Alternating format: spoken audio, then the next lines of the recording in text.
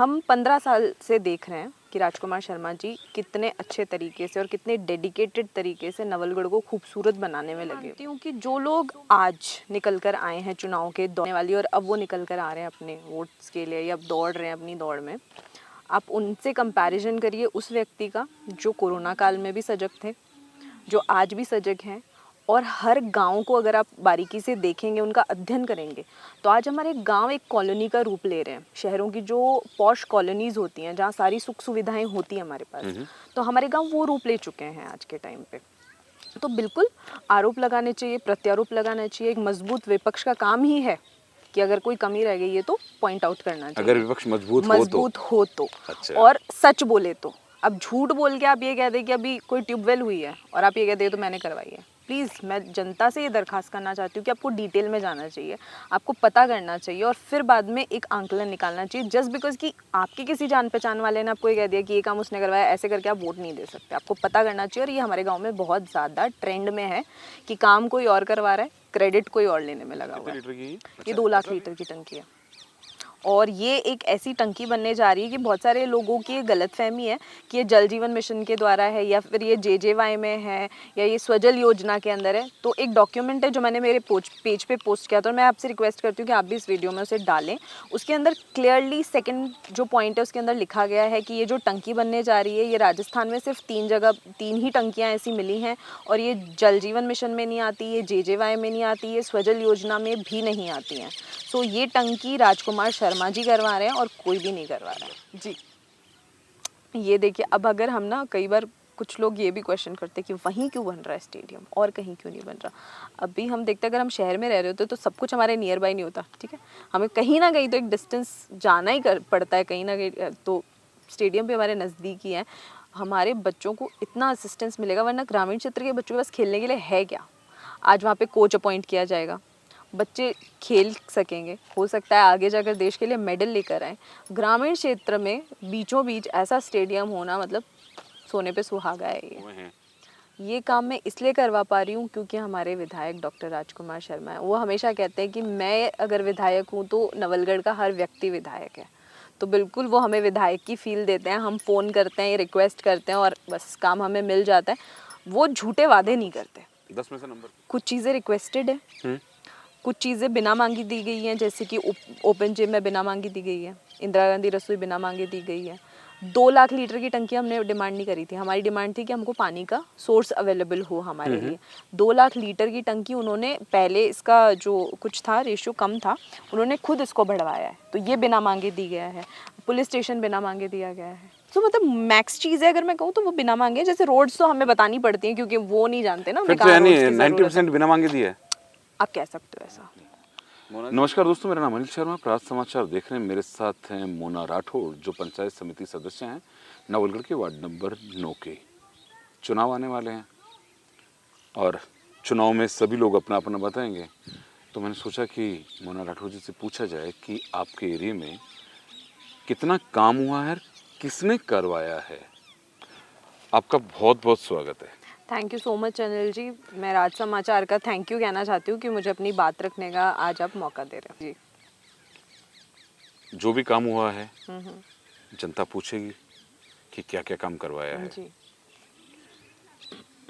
और बाद में उसमें वो भी कहेगी कि ये काम इसने करवाया, ये काम इसने करवाया। सब लोग अपना अपना एक दूसरे पे आरोप या प्रत्यारोप लगाएंगे। जी।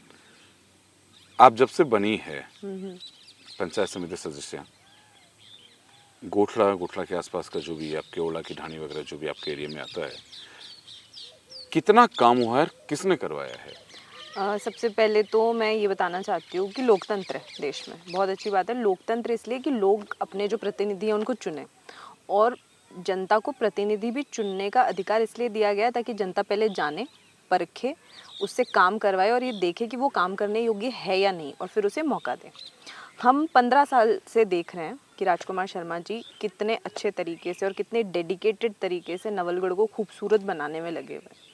सो मैं ये मानती हूँ कि जो लोग आज निकल कर आए हैं चुनाव के दौरान और अब वो निकल कर आ रहे हैं अपने वोट्स के लिए या अब दौड़ रहे हैं अपनी दौड़ में, आप उनसे कंपैरिजन करिए उस व्यक्ति का जो कोरोना काल में भी सजग थे, जो आज भी सजग हैं, और हर गांव को अगर आप बारीकी से देखेंगे, उनका अध्ययन करेंगे, तो आज हमारे गांव एक कॉलोनी का रूप ले रहे हैं। शहरों की जो पॉश कॉलोनीज होती हैं, जहाँ सारी सुख सुविधाएं होती हैं हमारे पास, तो हमारे गांव वो रूप ले चुके हैं आज के टाइम पे।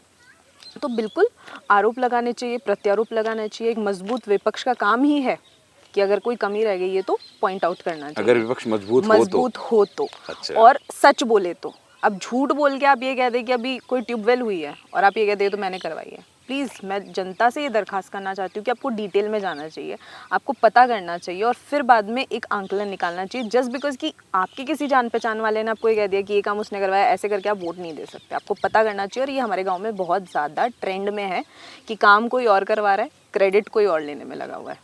अच्छा, ऐसा भी है क्या? ऐसा चल रहा है बहुत ज़्यादा। तो मैं ये कहूँगी शायद नॉलेज का अभाव हो सकता है, मे बी, और या फिर एक झूठी राजनीति चल रही है। ऐसा कौन सा बड़ा काम है जिसके लिए मतलब सबसे ज़्यादा ट्रेंडिंग जो है वो है पानी का टंकी, जो 2 लाख लीटर की टंकी हमारे गांव में बनने जा रही है। कुछ दिन पहले डॉक्टर राजकुमार शर्मा ने उसका शिलान्यास किया। जी, ये हमारे गांव की सबसे हाईएस्ट डिमांड है। और सच में हमारे गांव में पानी की बहुत किल्लत है। बड़े सारे जो छोटे छोटे क्षेत्र हैं उसको पानी की बहुत जो मार झेल रहे हैं। एक तरीके से गोठड़ा का जल स्तर काफ़ी कम है। ट्यूबवेल्स तो काफ़ी बन चुके होंगे। ट्यूबवेल्स भाई साहब के आने के बाद से काफ़ी बनते हुए आए हैं, जिनकी मैं लिस्ट में एक लिस्ट लेके आई हूँ मैं, क्योंकि मुझे खुद को याद नहीं रहेगा कि क्या क्या हुआ है, क्या क्या नहीं हुआ है। लेकिन उसमें भी मैं लेटेस्ट लिस्ट ही लेकर आई हूँ। जो पुराने काम है उनको मैंने इसमें नहीं डाला है, मेंशन नहीं किया है। तो आज हम इन्हीं कामों की बात करें जो अभी लेटेस्ट इस टेन्योर के अंदर हुए हैं। और इसमें भी कुछ ही हैं जो बहुत पहले शुरू में हो गए, उनकी भी मैं नहीं लेके आई हूँ। मैं सिर्फ करंट डेटा लेके आई हूँ। अच्छा, ये जो पानी की टंकी की बात कर रही है, पानी की टंकी कितने लीटर की है? ये 2 लाख लीटर की टंकी है। और ये एक ऐसी टंकी बनने जा रही है कि बहुत सारे लोगों की गलतफहमी है कि ये जल जीवन मिशन के द्वारा है या फिर ये JJY में है या ये स्वजल योजना के अंदर है। तो एक डॉक्यूमेंट है जो मैंने मेरे पेज पे पोस्ट किया था, और मैं आपसे रिक्वेस्ट करती हूँ कि आप भी इस वीडियो में उसे डालें। उसके अंदर क्लियरली सेकंड जो पॉइंट है उसके अंदर लिखा गया है कि ये जो टंकी बनने जा रही है, ये राजस्थान में सिर्फ 3 ही टंकियाँ ऐसी मिली हैं। और ये जल जीवन मिशन में नहीं आती, ये JJY में नहीं आती, ये स्वजल योजना में भी नहीं आती हैं। सो ये टंकी राजकुमार शर्मा जी करवा रहे हैं और कोई भी नहीं करवा रहा है। जब हम किससे बात करते हैं, यानी जनप्रतिनिधि से, तो कुछ चीजें प्रमुख होती है, जैसे सुरक्षा हो गई, पानी हो गया, बिजली हो गया, स्वास्थ्य हो गया, पशुओं का स्वास्थ्य हो गया, यानी है ना, ये चीजें मेन प्रमुख होती है। अगर हम सुरक्षा की बात करें तो गोठड़ा में सुरक्षा को लेके क्या हुआ है?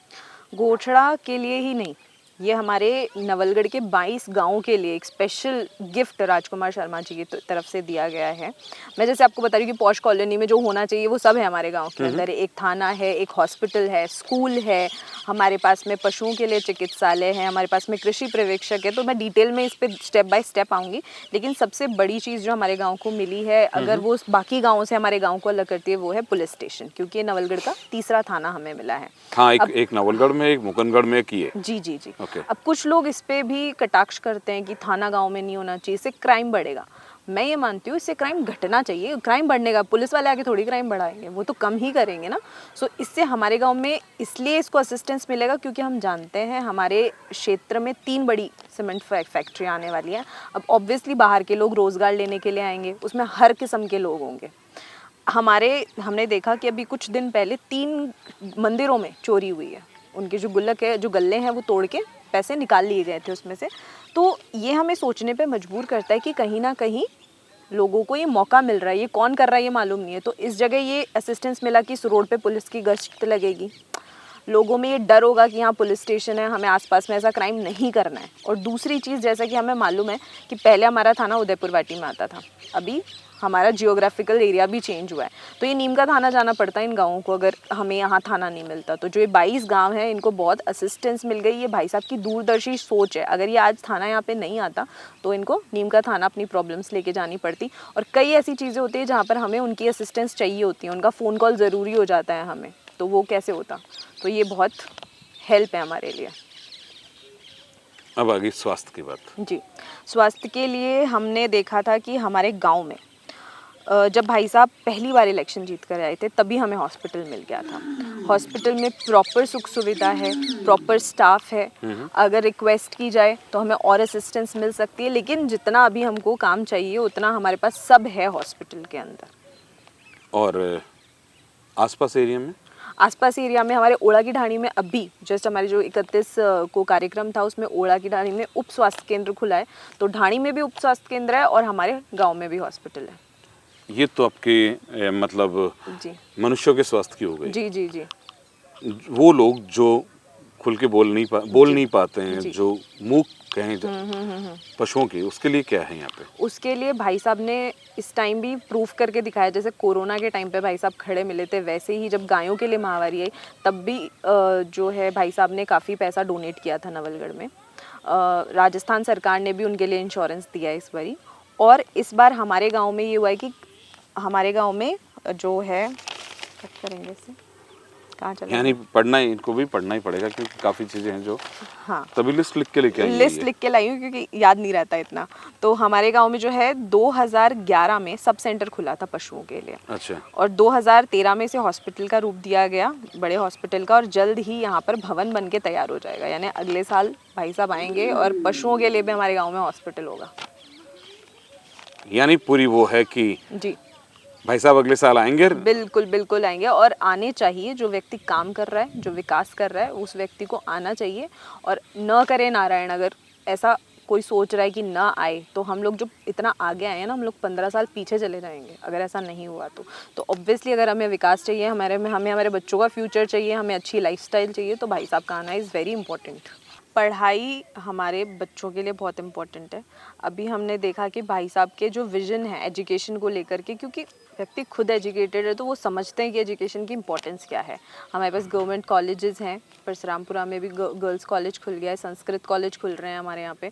हमारे गांव में भी भाई साहब जब इलेक्शन जीत करके आए थे तब जो सीनियर स्कूल था हमारे यहाँ पे, उसको सीनियर सेकेंडरी करवा दिया था भाई साहब जो ने। हाँ सेकेंडरी स्कूल का सेकेंडरी था, उसको सीनियर सेकेंडरी करवा दिया था। और अभी हमारे यहाँ पे एक्स्ट्रा टीचर्स को लगाया गया है ताकि बच्चों को किसी तरीके का स्टाफ की कमी महसूस नहीं हो। साथ ही हमारे गांव में जब एक कार्यक्रम था तब भाई साहब ने 5 लाख रुपए विधायक कोष से दिए थे ताकि एक डिजिटल हॉल बनाया जा सके। तो डिजिटल हॉल आज के टाइम पे हम जानते हैं कि स्मार्ट इंटेलिजेंस की कितनी ज़रूरत है बच्चों को, और ग्रामीण क्षेत्र के बच्चों को अगर ये सुविधा मिल रही है तो ये सोने पे सुहागा है। नेक्स्ट हमारे विज़न ये है एजुकेशन को लेकर के कि हमारे गांव में साइंस जल्दी लाने की कोशिश है भाई साहब की, और इंग्लिश मीडियम लाने की बड़ी इच्छा थी उनकी। उन्होंने कई बार कहा कि आपके गांव में 2 स्कूल्स नहीं है, वरना मैं एक को कब का इंग्लिश मीडियम बना चुका होता। हाँ, कई जब तो इंग्लिश मीडियम सबसे ज़्यादा मुझे लगता है नवलगढ़ में ही खुली है। और कहीं इसका रीज़न यही है कि हमारे गांव में 2 स्कूल्स नहीं है, हमारे गांव में सिर्फ एक ही स्कूल है। तो इसका एक प्रोटोकॉल यही है कि 2 स्कूल्स होने चाहिए, या फिर पूरे बच्चों की ये मांग होनी चाहिए कि पूरे स्कूल को इंग्लिश में कन्वर्ट कर दे, जो पॉसिबल नहीं है। सो लाइक 2 स्कूल्स होना is very important for English medium. Education हो गई। जी हम जिस जगह बैठे हैं वो खेती है। जी जी जी किसानों के लिए क्या है? किसानों के लिए सबसे ज़्यादा इम्पोर्टेंट डिसीजन अगर हमारे गांव में दिया गया है वो कि कृषि पर्यवेक्षक है, जो इसके अपॉइंटमेंट हमारे गांव में दे दी गई है। कृषि पर्यवेक्षक यहाँ पर रोज़ आते हैं, रोज़ बैठते हैं। राज्य सरकार और केंद्र सरकार की जो भी योजनाएं हैं, किसान जो हैं नहीं जानते हैं, अगर किसी कारणवश वो उनसे जा कर के पूछ सकते हैं। कोई उन्हें मुआवजा लेना है, किसी तरीके की हेल्प उनको कृषि से रिगार्डिंग चाहिए, वो उनसे खुलकर पूछ सकते हैं। तो ये एक बहुत इम्पोर्टेंट डिसीजन है भाई साहब का, एक इम्पॉर्टेंट हेल्प है, क्योंकि किसानों को बहुत असिस्टेंस की ज़रूरत है और वो ये समझते हैं, और किसान ही देश को आगे ले जा सकता है। सो लाइक इंदिरा रसोई खुल चुकी है। बिल्कुल। अब हमने यूथ की बात करी, बच्चों की बात करी, हमने सेफ्टी की बात करी, चिकित्सा की बात करी, अब महिलाओं की बात, क्योंकि महिलाएं आज कंधे से कंधा मिलाकर चल रही हैं मर्दों से। गांव में बड़ी सारी महिलाएं हैं जो सच में काम करना चाहती हैं, जो चाहती हैं हम काम करें, लेकिन वो बाहर जाकर काम नहीं कर सकती है, क्योंकि हर महिला के लिए पॉसिबल नहीं कि वो बाहर शहर जाए, स्कूल में जाए या जॉब करे। ऐसी महिलाओं के लिए, सेल्फ हेल्प ग्रुप की जो महिलाएं हैं उनके लिए इंदिरा रसोई खोली गई है। वो महिलाएं अपना सिर उठाकर गाँव में काम कर रही हैं और अपने आप को आत्मनिर्भर बना रही हैं। हर कोई पैसे वाला नहीं होता है जी। कई मजदूर भी होते हैं, जैसे सामने सीमेंट फैक्ट्री है, कोई आदमी वहाँ खाना ना खा सके तो इंदिरा रसोई में वो खाना खा सकता है। महिलाएं इसे संचालित करेंगी, और और जैसा कि आधी हम आबादी अगर उसे संचालित करें, हाँ और आप जानते हैं कि बिना मातृशक्ति के कुछ भी संभव नहीं है। हम लोग भी, जितने लोग बैठे हैं बिना मातृशक्ति के, हम लोग का पृथ्वी पे अवतरण नहीं हुआ है। और अगर मातृशक्ति किसी चीज़ को संचालित करती हैं तो वो काम आगे ही बढ़ता है। बढ़ता है। और जैसा कि मुख्यमंत्री जी और डॉक्टर राजकुमार शर्मा जी का ये एक थॉट है कि कोई भूखा उठ सकता है पर सो नहीं सकता। इसके अलावा क्या क्या काम हुआ? इसके अलावा अब हम यूथ की बात करते हैं, क्योंकि लड़के जो गांव के हैं, ग्रामीण क्षेत्र के हैं, झुंझुनू तो है ही वीरों की भूमि, जो सबसे ज़्यादा अपना डेडिकेशन दे रहा है सोल्जर्स में जाने के लिए, लाइक डिफेंस में जाने के लिए। तो वहाँ ज़रूरत हो जाती है कि बच्चों के पास प्रॉपर इक्विपमेंट्स हों जहाँ पर वो अपने आप को तैयार कर सकें। ये भाई साहब ने पिछले चुनाव में कहा था और मैक्स हर गांव को ये जिम की सुविधा देने की उनकी कोशिश रही है। हमारे गांव के अंदर बहुत पहले जिम लगा दिया गया था।